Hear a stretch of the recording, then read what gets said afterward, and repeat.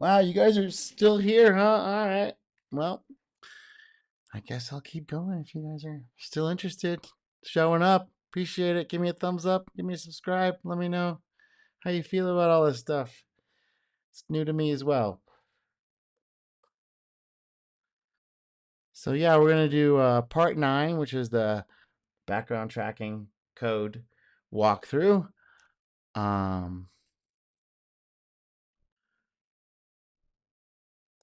but first, we're gonna do a little addendum to part 8, which I just the part I forgot to show you something, which was the Android refund purchase button, which is basically a consume. It's a consumable. It consumes it. The reason for this is because doing refunds from the website dashboard can be very slow. And right now, only the debug version of the app allows for consuming. This is only on Android. And the consuming art project, it's useful to know how to consume a product. There's no production functionality for this in this app, but maybe another app or a future app, this will become useful.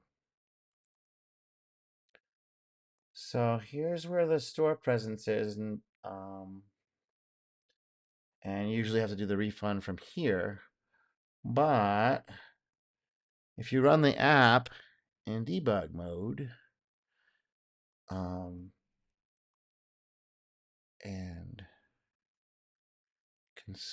purchase an item, or the pro version, you purchase the pro version, and then you can consume it here, which just basically gets rid of that again, so you can do testing, and shows the last message coming from the I think it's the billing common billing, yeah, the last message coming from the common billing. And if you want to reset that all completely, you just go to purchase this again and click away, and it'll clear that message. All right. Now let's go to the next section, which is going to be um, part 9, which is the background tracking code walkthrough. On iOS, this is really easy. I'm super jealous of like iOS devs. Now I kind of understand why they're so chill and get their stuff done way before the Android people do it, and only a lot less people to do it, because I was just one permission, which is just a setting, and one string resource, which is like basically just this right here. This one, where is it? Required background modes, item 0, app registered for location updates. It wanted that. It wanted this string right here, privacy, location, when in use, usage description. This used, and I had this is my string. This is use what define markers in your area. That's it. And yeah, and I think there was some other permissions that were some other stuff that happened when I was submitting the app. The first time I submitted they wanted some more information about what the app, what the in-app purchase is, what it's for, what's limited, what's. So I think they wanted some more stored information, which I haven't given to them yet. But this is for the iOS side. Um, but they kind of want to know what you're using background checking for, and so there's a more process involved than just setting those things up. But it seems like both platforms are more sensitive to that now, which is great. So yeah, there's no notification on iOS. It's just a glowing icon appears like right here on the app, and I've only tested it with my app. But if it's background tracking is enabled, um, when you turn the background tracking on with this button, uh, it glows right here, and if you tap it, it opens the app that's doing the background tracking. So it does all that for you. There's nothing special you have to do. Just like setting is those two things. I'm kind of jealous. So Android's a bit more involved, so that you have to do 5 permissions. 5 permissions. This is ridiculous. I kind of went overboard on this. A foreground service, custom foreground service you have to write and debug and make sure it's operating properly. a notification that you have to maintain. And if you want any functionality inside that notification, you need to have a broadcast receiver to receive those events, those pending intents. And you have to, you have to do this conversion from the notification button to an intent to a broadcast receiver that then sends it to the main routine that sends it to a flow that then emits a flow that the compose picks up. It's like a Rube Goldberg machine. So I'll just go through how that works.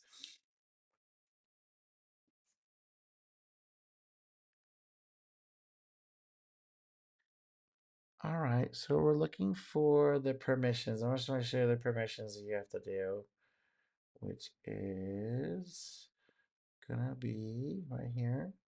So you need all these permissions. Let me close this here. So you need all these permissions here. Um, uh, and let's see what else you need. You need uh, let me hold on. Let me get myself straight here. Okay, so inside the Android manifest, you have to also declare the service, which is this GPS notification service. This little guy right here. And then you also have to have a broadcast. You have to register a broadcast receiver. I don't know why it just says receiver here, not just why doesn't it say broadcast receiver? But whatever. This is Android. It's super ancient, and a lot of this stuff is so decrepit and crazy. Like you can see that iOS just clean, boom. They're dealing with the security stuff in another way, and Android just came in this other direction. That's just like okay. Anyway, it's like I've stopped. I digress. All right, then here's the note. This is the receiver that receives the events when the notification pops up. When you press a button inside the notification, this is what receives that notification and then sends it along to the to it sends it along right here. It sends it along to the app basically. So in this case, one of them does like it stops text to speech, and the other one actually yeah, it also stops it and then sets an app setting, which is then pulled. So I took a little easy way out on this, so it's not doing any direct intent calls, but I could definitely make another intent here that would then be received over here, like how I'm receiving the stopping the background updates and starting the background updates. Those are transmitted as intents on the Android side to start and stop that stuff. All right, so that's the Android manifest. That's where it starts right here. Um, and inside this service, this GPS notification foreground notification service. That's such a mouthful to say, but it has to stay. It has to be a foreground notification, which means it's always up. Um, and that's how you go. That's the only way you're allowed with the security that's started in Android. I think 10 or 9, 9 or 10. Um, that said that you had to basically have a notification up that for doing background tracking. So for the app to work in the background and still collect, not be shut down or pause or what is it called? Not resume state. You're gonna be put in the pause state, I guess. If you don't want to get put on pause state and you want to be active with you have to use this foreground notification service. And it's a foreground service, and it keeps this notification up here because this thing notification. And here is the if you click on the notification, it'll open up the app, and it's all this crazy flags, immutable and update current. All this, oh man, Android's just, whew, it's a lot. I mean, honestly, the Chat GPT really did help with this app quite a bit. With all these crazy little nuanced details, but still, there's a lot of Stack Overflow to get all this stuff correct and get it all set up properly. And then here's where it's actually updating the notification, which is its own special thing. So you got the app doing its thing and the notification doing its thing, and it's getting its own. It's updating the location here independently of the app. So I've got two instances. I might try and make these into one. instance, a common instance, but it doesn't really. I mean, it's all going to the same. It's two instances go looking at the same Android resource. So it's like it's only pulling once a second, so it's not like okay, whatever. You have two instances running is fine. Okay, let's see here. So start the foreground service, and you can see how I've got these actions set up to set an intent. So when that button is pressed, this intent here gets sent to the main activity. Here it is for it. So this right here. So this is stop notification action, and it gets sent back over here. So that's how that stuff works. Let's see, what else did I want to talk about? I wanted to talk about notification, the broadcast receiver. Talk about that a little bit, how that's all set up, and intents for the button actions. Yeah, that's how that's all that stuff. So this creates these different buttons. So it creates the button to stop the speaking, and it creates another button here. This is a function that returns an action that's part of this. Where is it here? Right here. So it creates these two things, and they're passed in when you create the notification as these actions that are then has these pending intents inside them to basically open up the app and run those functions. So that's kind of how the background tracking stuff works. Inside the main inside the app itself, it just listens on it with another instance of the common GPS location service, which is basically this thing that is split into dual platforms. So one is, should go to the iOS one first. So the iOS here is pretty straightforward. It's got the update to GPS location, and all this was super also very. ChatGPT came in very handy setting all this stuff up, all this platform dependent code here. You can look at how I've set it all up. I'm not going to go into super detail about it. And or like if you want me to, people that want me to go into more detail about how this stuff is set up and why, I can. But a lot of it's pretty obvious. Here some more start GPS location updates. These are all like yeah. So here's allow background location updates and prevent them. So depending on the Compose app calls these platform independent functions, and then they're split up into iOS and Android, different platforms. So on Android, you'd send intent, you send another intent, and that goes back to the main routine here, and then that's picked up right here. And this intent comes in.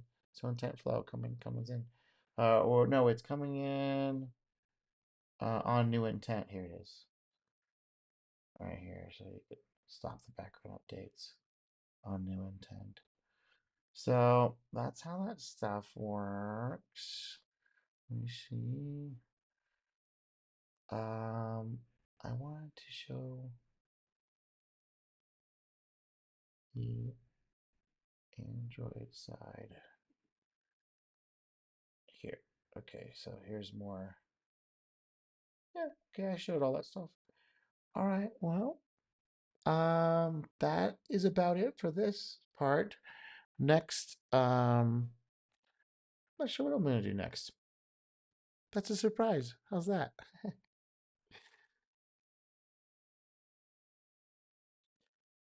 So I made a slide, just because I didn't feel like leaving you hanging.